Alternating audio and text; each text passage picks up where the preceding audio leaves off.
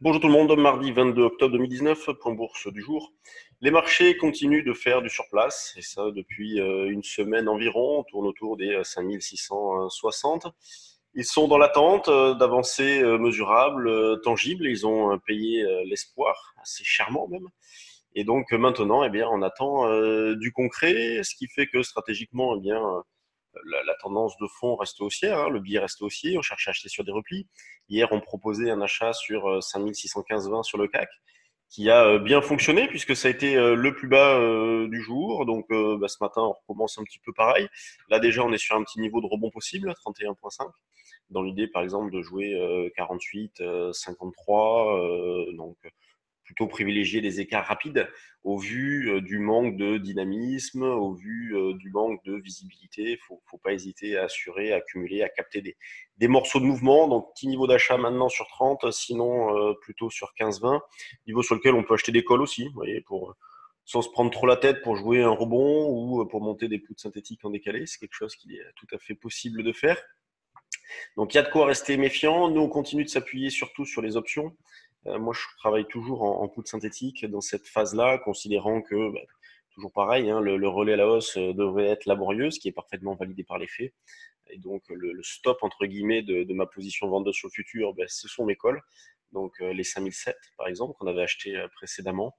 Et donc, on s'appuie sur eux pour accumuler un grand nombre d'écarts. Donc, stratégie possible, poudre synthétique. Sinon, en pur intraday, c'est achat-vente. Et si vous souhaitez intervenir sur les turbos, vous voyez, vous avez les illimités call ici. Vous pouvez prendre, alors l'idée, c'est pas de prendre un strike trop proche non plus, mais à partir de celui-ci, pourquoi pas, 5516 jusqu'à, on va dire, 5400, qui pourrait constituer un niveau de retournement, mais c'est pas tellement adapté à la situation. L'idée, c'est, si jamais vous prenez un prix d'exercice assez loin, c'est de le gérer dynamiquement tout de même, en prenant un prix loin, justement, pour ne pas vous faire déclencher bêtement si à un moment donné, il y a un mouvement un petit peu important. Euh, Nous, on considère toujours que sur le fond, l'hésitation devrait rester très forte. Et donc, il y a tout pour qu'on continue dans cet esprit-là, en l'absence de catalyseur, en l'absence de changement dans la situation. Bon, on fait toujours le pari que le marché pourrait évoluer, par exemple, entre 5007 et 5002 la plupart du temps, avec un petit pivot autour de 5004, au-dessus plutôt biais haussier, en dessous plutôt biais baissier. Le DAX est sur un petit niveau de rebond possible aussi, les 12730. On va dire que c'est le niveau agressif d'achat. Donc comme sur le CAC, les 630, sur le DAX, c'est les 730. Sinon, la zone en dessous, c'est 690, 705, cette grosse zone-là, sur laquelle on avait tenu notamment hier matin. Donc on notera une surperformance du DAX par rapport au CAC. Alors, en termes de variation, c'est pas énorme, mais il tient quand même mieux ces derniers temps, le DAX. L'eurodoll, lui, bon, reste dans une logique de reprise. Donc, comme je vous l'indiquais hier, dans ce genre de situation, il faut savoir être méfiant. Donc, il faut faire preuve d'opportunisme et de mobilité. Il ne faut pas trop insister sur les prises de position. Hier, on proposait une vente à 11,85. On s'est arrêté juste en dessous, donc il a fallu servir.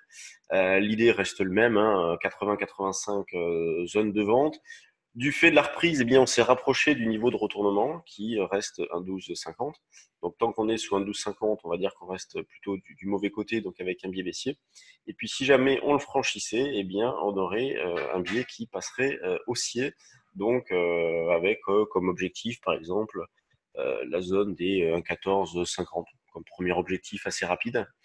Sur les actions, on a pas mal de news ce matin. On a eu les résultats de Biomérieux qui sont plutôt bons, mais le groupe s'attend à une croissance de son chiffre d'affaires, donc dans le bas de la fourchette qui était prévue jusqu'à présent.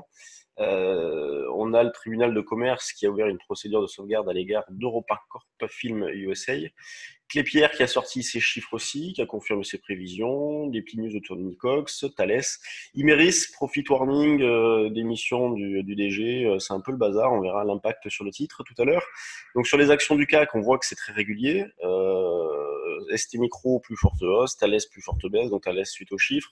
Donc Thales qui stagnait pendant un petit moment sur les mêmes niveaux de prix, puis elle a fini par lâcher.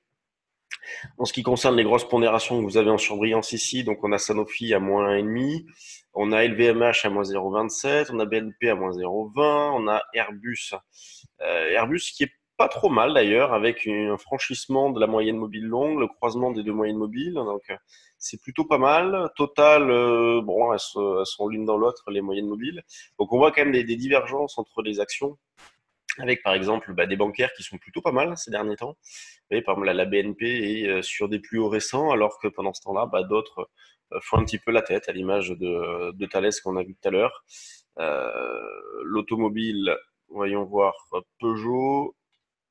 Peugeot donc sur ses plus hauts récents et voyons voir Renault qui reste dans le bas de la zone. Vous voyez, je parlais de divergence au sein d'un même secteur, il y a des divergences importantes aussi. Là, on voit Peugeot Renault, c'est assez clair.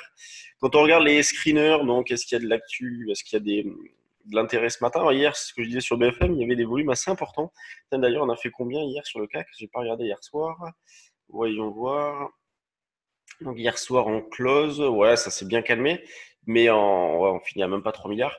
Mais en début de séance, c'était plutôt pas mal. À 10h30, il y avait 500-600 millions d'euros échangés, c'est pas mal. Avec de la spéculation sur des valeurs compartiment B et C, donc des plus petites capitalisations.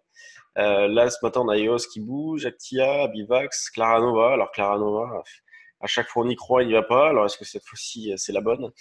Donc Claranova, sont considérés un déclenchement au-dessus de cette zone-là, soit c'est au-dessus de 0,80. Mais bon, jusqu'à présent, il n'y a pas eu de relais. C'est assez particulier. Abivax, gap à la hausse hier qui n'est pas suivi d'un relais dans la foulée. EuropaCorp qui fait pas grand-chose. Prolog, Thermador, Mersenne. Donc on voit qu'il y a un petit peu d'intérêt, mais bon, c'est pas non plus la folie. Valeur du CAC, c'est très régulier en ce qui concerne les variations. Donc on reste dans un schéma de marché identique, à savoir manque d'intérêt, un petit peu de spéculation, un petit peu d'algo, des gestions qui ne font pas grand-chose, qui attendent d'avoir un petit peu plus de visibilité pour prendre des décisions, un petit peu de rotation sectorielle, donc dans la continuité de ce que l'on connaît depuis des semaines, et une alternance toujours de hausse-baisse sur le fond. Sur ce, je vous laisse. Nous, on attaque donc la deuxième journée du stage futur à Bordeaux. Donc aujourd'hui, on va voir notre méthode de travail, les signaux, tout ça. Et puis demain, ça sera une journée de trading. Donc on mettra en application ce qui aura été vu hier et aujourd'hui. Sur ce, je vous laisse. Je vous souhaite une bonne séance et puis on se retrouve demain. Salut.